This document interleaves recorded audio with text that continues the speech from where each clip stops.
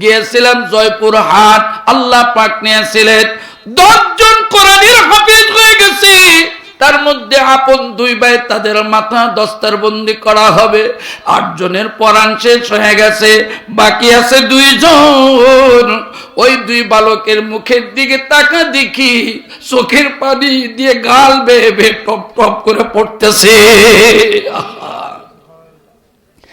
এই 2 বালককে মাথার মধ্যে পগড়ে দেওয়ার আগে চোখের পানি দেখে দিলের ভিতরে মায়া লাগলো। কান্দে কাছে নিয়ে বললাম, কান্দো কেন? আজকে তো খুশির দিন, মাথার মধ্যে পাগড়ি দেওয়া হবে।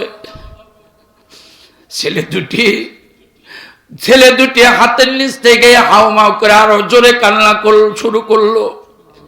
ধরে নিয়ে বুকের মধ্যে জোরে ধরে বললাম, কি হয়েছে রে?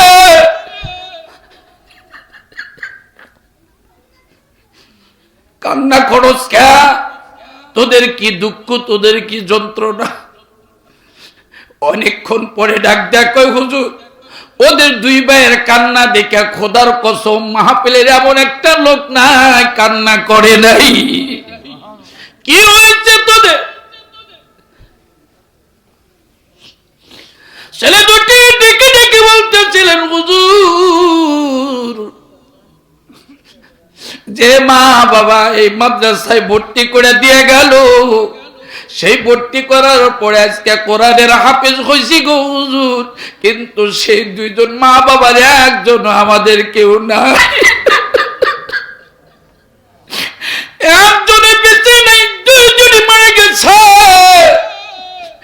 এই জন্য শোক সামলাইতে পারে না, এই জন্য কান্না করতেছি।